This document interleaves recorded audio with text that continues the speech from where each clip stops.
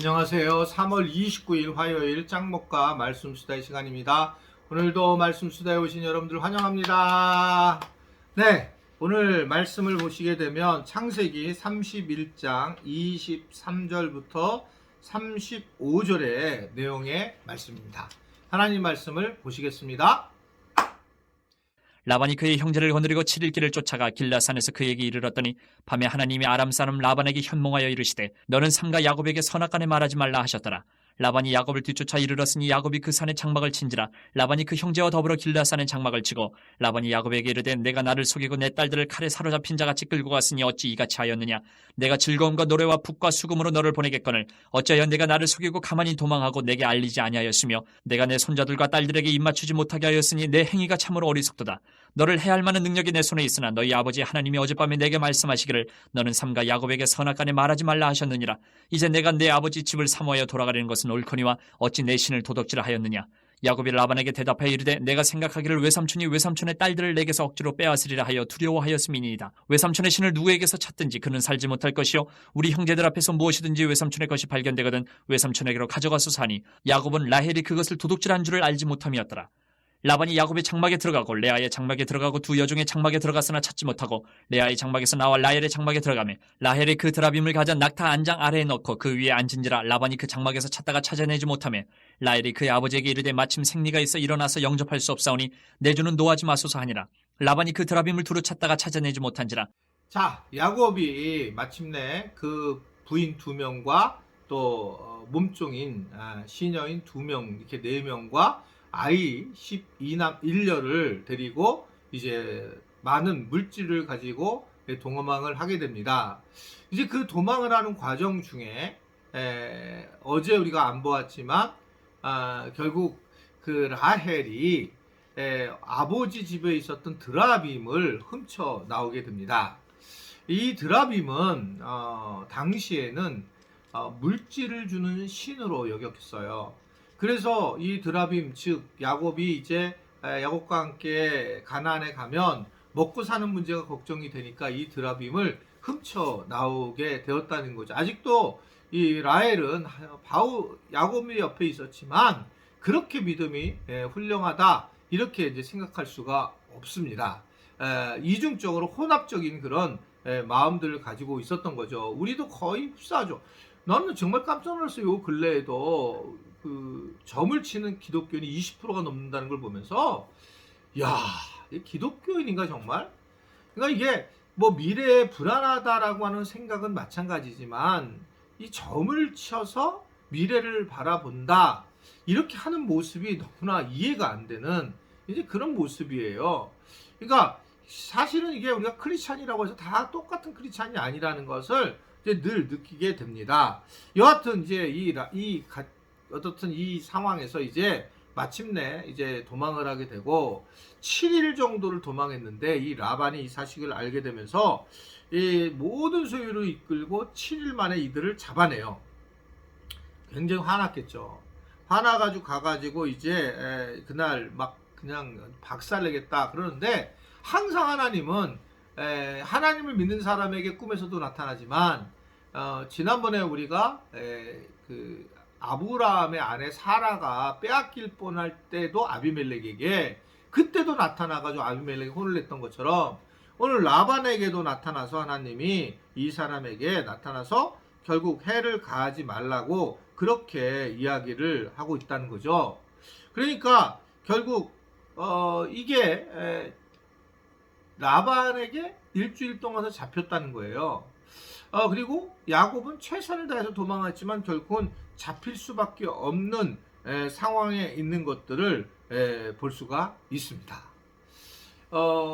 사람은 최선을 다해서 도망을 했는데 그럼에도 불구하고 일주일이라면 거의 완전수잖아요. 그러면 이제 잘 도망갔다고 생각하지만 결국은 잡힌다라는 겁니다. 이걸 우리는 뭘 이해를 할 수 있냐면 하나님이 그런데 도와준 거잖아요. 그러니까 우리가 살아가면서 인간은 최선을 다해야 돼요. 최선을 다하고 나면 하나님께서 도와주시는 거지.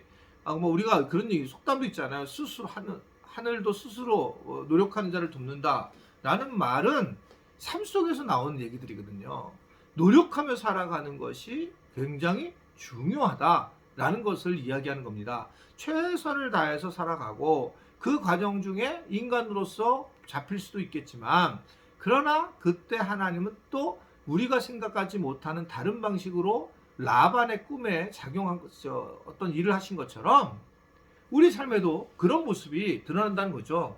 그러니까 우리는 잘 모르지만 상대방들 속에서 나타나는 경우도 꽤 있다라고 하는 것들을 우리에게 전해주고 있습니다.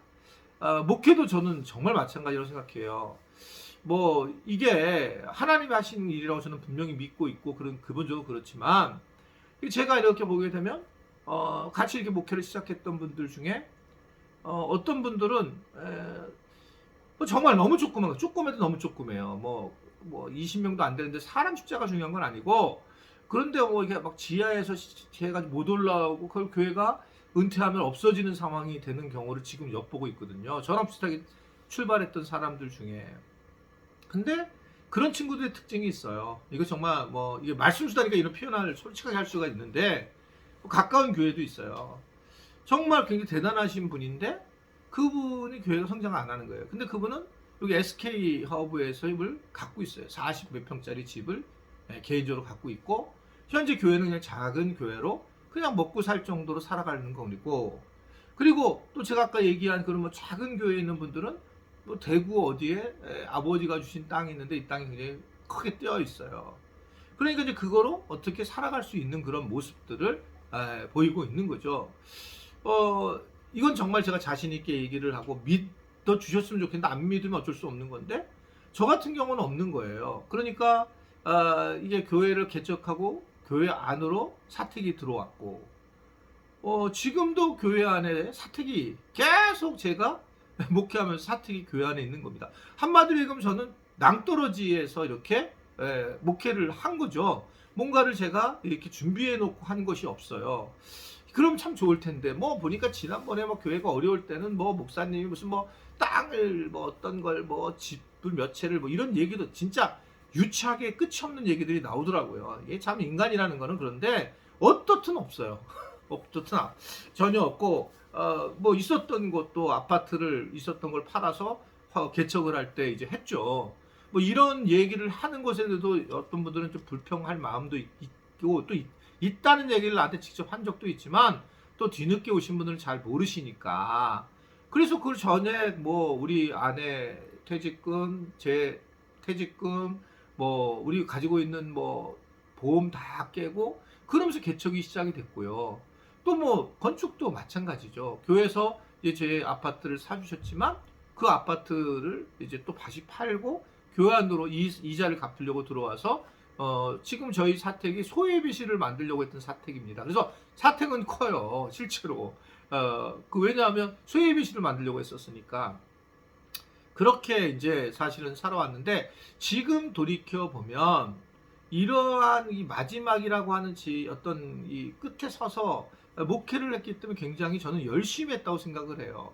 최선을 다했다라고 생각을 하게 됩니다. 이것에 대해서는 저는 뭐 자신이 있습니다. 그냥 나름 최선을 다했다. 뭐 누구보다 최고는 아니지만 나 자신과 비교할 때, 그래서 하나님은 저는 복을 주신다라고 생각을 해요. 하나님이 일하셨지만, 그러니까 이런 부분에서 제가 우리 부목사님들도 이제 이거 듣고 계실지도 모르겠지만, 부목사 때 최선을 다해야 한다. 그러면 부목사님 최선을 다하는 모습들을 교인들은 아는 거죠. 제가 연동교에서 최선을 다했을 때 그 연동교회 교인들이 지금의 뭐 한 8,500만 원을 나한테 개인적으로 헌금했는데, 지금 생각하면 몇 억인지 몰라요. 엄청나게 비싼 거죠, 20년 전에. 그러니까 애를 섬기게 돼서 그런 것 때문에 하는 건 아니지만, 최선의 노력을 다할 때 사람들이 그걸 보고 하나님이 하신 일을 섬기고 돕는 그런 모습들이 있다라고 하는 것을 이야기를 제가 하고 싶어서 그렇습니다. 최선을 다하라. 어떤 일 최선을 다하라. 최선을 다하면 하나님이 그때 실패할 수도 있어요. 오늘 이렇게 야곱처럼 따라올 수도 있어요, 라반이. 그러나 어딘가 뒤에서 하나님이 일하시는 모습을 보이고 있는 겁니다. 그러면서 결국은 이 라반이 나중에 보면 화해를 요청하는, 내일 보면 이제 그런 모습들로 나타나게 되는 것들을 우리에게 보여주고 있습니다. 오늘 제 이야기를 좀 너무 많이 해서 죄송해요. 그러나 우리 교인들도 그런 걸 알아야지만 또 기도해 줄 수 있다라고 생각을 하고, 그래서 뭐 때로는 사실 사택이 위에 있기 때문에 아무도 이렇게 찾아오시지 않아서 너무 감사한데, 어떨 때는 제가 뭐 개인적인 그런 자유로운 그런 이제 출입을 하는 건 참 어려운 마음 솔직히 있습니다. 뭐 이렇게 눈치도 보이고 때로는 뭐 누구를 만나고 그런 부분에서 긴장감이 있는 게 사실인데, 그래서 이런 부분에서 이제 뭐 제가 조금 쉬는 그런 마음, 쉬어야 된다는 마음도 가질 수 있게 된 동기도 바로 그런 부분에서 저한테 있습니다. 여하튼 최선을 다했구나, 나도 최선을 다해야 되겠다. 하나님이 그러나 그때 일하신다, 이것을 기억하고 오늘 하루도 오늘 정말 수다를 떨었는데, 수다를 통해서 여러분들이 또 서로 잘 이해하는 시간이 되었으면 좋겠어요. 기도하겠습니다. 하나님, 오늘 또 제 이야기를 너무 많이 했지만 이야기를 통해서 마음이 어렵지 않게 하시고, 또 저에 대한 또 우상 너무나 좋게 생각하는 것도 내려놓게 하시고, 하나님 그냥 저를 있는 그대로 봐주시게 됨으로써 또 저도 정말 겸손하게 감사하며 목회에 대해서 하나님께 영광을 돌리는 과정이 되도록 도와주옵소서. 최선을 다하고 성실하고 열심히 살려는 우리 지체들이 되게 하시고, 하나님이 지금 비록 어렵고 힘들 때마다 어디서든지 도와주신다는 것을 기억하는 그런 모든 지체들 되도록 축복하여 주옵소서. 예수님의 이름으로 기도드리옵나이다. 아멘.